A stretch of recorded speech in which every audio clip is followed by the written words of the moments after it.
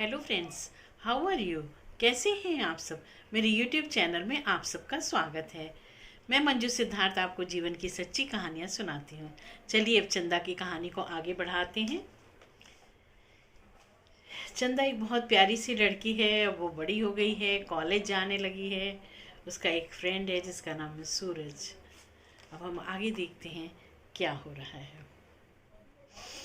सारा दिन सबने पिकनिक स्पॉट पर खूब एंजॉय किया। इसके लास्ट वाले एपिसोड में मैंने बताया था कि वो लोग पिकनिक के लिए गए थे। एक फॉल के वहाँ पर एक टांडा फॉल एक जगह है इलाहाबाद के पास। वहाँ पे गए हुए थे पिकनिक पे और खूब एंजॉय किया सबने। घर पहुँचते पहुँचते चंदा को रात के 11 बज गए थे। माँ ड्राइंग रूम में ही थी, चंदा का इंतज़ार कर रही थी। माँ को गुड नाइट करके चंदा अपने कमरे में चली गई। फटाफट पैरों से सैंडल्स निकाल कर बेड पर लेट गई। उसने कपड़े भी चेंज नहीं किए, इतनी ज़्यादा थक गई थी कि कपड़े भी नहीं चेंज किए। और सारा दिन बहुत घूमे घामे थे वो लोग, तो बहुत ज़्यादा थक कर चूर हो गई थी। अगले दिन फर्स्ट ईयर वालों को हॉलीडे दिया गया था, क्योंकि पिकनिक में सब बहुत थके हुए आए थे, तो हॉलीडे दे दिया गया था फर्स्ट ईयर वालों को। दोपहर 12 बजे तक चंदा घोड़े बेचकर सोती रही। छुट्टी थी, थकी हुई थी, तो घोड़े बेचकर सोती रही। खूब गहरी नींद में सो रही थी। 12 बज गए दोपहर के और वो सो रही थी। फोन की घंटी की आवाज़ से उसकी नींद टूटी। अलसाई से चंदा ने फोन उठाया। उधर से सूरज की आवाज़ आई, हमारी सोती सुंदरी उठ गई क्या। चंदा बोली, सुबह सुबह मुझे क्यों परेशान कर रहे हो। उधर सूरज ने एक ठहाका लगाया और बोला, सुबह सुबह मैडम जरा घड़ी देखिए, क्या टाइम हो रहा है। दोपहर हो चुकी है। सूर्य देवता भी आपको देखकर मुस्कुरा रहे हैं। जरा खिड़की से झांक कर तो देखो। चंदा नाराज होते हुए बोली, सूचना के लिए धन्यवाद। चलो फोन बंद करो और मुझे सोने दो। सूरज बोला, हद है, क्या दोपहर भर सोने का इरादा है। चंदा बोली, हाँ है। चंदा को भी सूरज को तंग करने में मजा आता था और सूरज ने भी चंदा को तंग करने में मजा आता था। तुम्हें क्या करना है। फोन डिस्कनेक्ट करके चंदा ने फिर से मुंह तकिए में घुसा लिया। सूरज से बोली, तुमको क्या करना है, मुझे सोने दो। उसने फिर तकिए में मुंह घुसा लिया। चंदा को आवाज लगाते हुए दादी ने कमरे में प्रवेश किया। बोली, कब तक सोती रहेगी मेरी लाडो। माना कि कल बहुत थक गई थी, पर अब तक तो थकान उतर जानी चाहिए। दादी की लाडली चंदा। दादी को बहुत चिंता हो जाती थी, चंदा अभी तक उठी क्यों नहीं, सो रही है और बहुत ज़्यादा थक गई है। फिर उसके बाद तक अब तक तो थकान उतर जानी चाहिए थी। कितनी बार माँ चक्कर लगा कर गई। दादी ने बताया कि माँ भी कई बार चक्कर लगा के गई। जब उन्होंने देखा कि तुम सो रही हो तो वो चली गई। बहू ने नाश्ते में तुम्हारी पसंद के मटर, हरे मटर वाले पोहे बनाए हैं। पापा भी कब के ऑफिस जा चुके हैं। दादी की गोद में मुंह छुपाते हुए चंदा बोली, दादी इसलिए तो कॉलेज से छुट्टी मिली है कि हम अपनी थकान उतार लें। इतने में माँ भी आ गई। प्यार से चंदा के सिर पर हाथ फेर कर बोली, चल नाश्ता कर ले, कितना समय हो गया है बेटा, भूख भी लगाई होगी। अपनी आदत के अनुसार चंदा कूद कर दादी की गोद से उतरी और बाथरूम में घुस गई।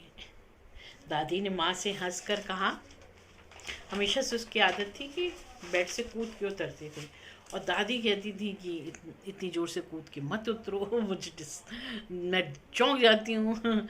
लेकिन वो अपनी आदत से बाज नहीं आती। ये छोरी अपनी आदत से बाज नहीं आएगी। दोनों हंसती हुई किचन की ओर बढ़ गईं। माँ पोहे गर्म करने लगी और दादी ने चंदा की पसंद की इलायची वाली चाय चढ़ा दी।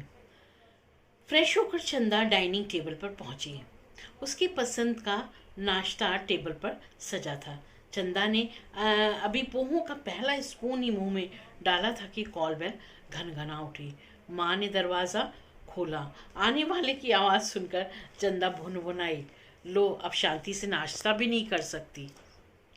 ये नाश्ता शांति से नहीं करने देगा। सूरज सीधा डाइनिंग रूम में चंदा के पास पहुंचा। खुश होकर बोला, वाह मटर वाले पोहे अकेले अकेले खाए जा रहे हैं। चंदा चिढ़कर बोली, प्रातःकाल उठने वाले तो प्रातः ही नाश्ता कर चुके होंगे, अब दोपहर बाद उठने वालों के खाने में नज़र क्यों लगा रहे हैं। फिर चिल्लाकर माँ से बोली, माँ पोहे को काला टीका लगा दो, पोहों को काला टीका लगा दो, कहीं इसकी नज़र न लग जाए। माँ किचन से प्लेट में पोहे लेकर निकली और सूरज से नाश्ता करने को कहा। सूरज बोला, आंटी नाश्ता तो मैं कर चुका हूँ, हाँ लंच कर लेता हूँ। फिर आंख मारकर चंदा से बोला, क्यों सही है ना चंदा। चंदा बोली, पहले ये बताओ तुम इस समय क्यों आए हो। सूरज ने कहा, क्यों, अपने विभोर भैया की ससुराल में आने के लिए अब माँ बदौलत चंदा से परमिशन लेनी पड़ेगी क्या। चंदा कुछ नहीं बोली, चुपचाप नाश्ता करती रही। नाश्ता समाप्त करके वह सीधे अपने रूम में आ गई। उसके पीछे पीछे सूरज भी आ गया। प्रश्नवाचक निगाहों से चंदा ने सूरज को देखा।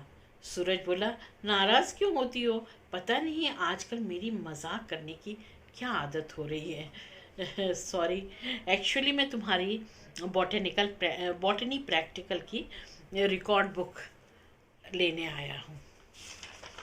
उनको कुछ नोट करना होगा सूरज को, क्योंकि वो एब्सेंट थे 1-2 दिन। उधार लेने आया हूँ। सर तुम्हारे डायग्राम की तारीफ भी पूरे क्लास के सामने कर रहे थे। रियली चंदा, तुम्हारे हाथ में जादू है।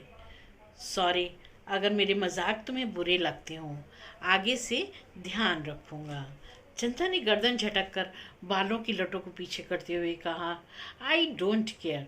फिर अलमीरा से बॉटनी रिकॉर्ड बुक निकाल कर सूरज को दे दी और बोली, लो अब तुम जाओ। सूरज बोला, हद है, मैं इतनी दूर सिविल लाइन से तुमसे मिलने आया हूँ और तुम भगा रही हो। चंदा ने मुंह टेढ़ा करके कहा, तुम मुझसे मिलने नहीं, बॉटनी रिकॉर्ड बुक लेने आए हो। सूरज बोला, अरे पगली, वह तो एक बहाना है। हाँ यह अवश्य है कि लास्ट वीक 2 छुट्टियां होने के कारण मुझे कुछ डायग्राम तुम्हारी रिकॉर्ड बुक से कॉपी करने पड़ेंगे, परंतु मेरे आने का मेन मकसद तो तुमसे मिलना है। अच्छा सुनो, कल पापा के एक दोस्त आए थे जो बॉबी फिल्म के 2 पास लेकर आए थे। पापा मम्मी व्यस्त होने के कारण नहीं जा रहे हैं। माँ ने टिकट मुझे दिया है और बोला है कि तू अपने किसी फ्रेंड के साथ चला जा। चंदा दूसरी ओर मुंह करके बोली, तो जाओ ना अपने किसी दोस्त के साथ, मुझे क्यों परेशान कर रहे हो। सूरज बोला, सबसे अच्छी दोस्त तो तुम ही हो मेरी, इसलिए तुम्हें लेने आया हूँ। मैं अभी तुम्हारी रिकॉर्ड बुक लेकर घर जा रहा हूँ, फटाफट काम फिनिश करूँगा। 5 बजे तुम तैयार रहना, तुम्हारे घर के बाहर हॉर्न बजाऊँगा।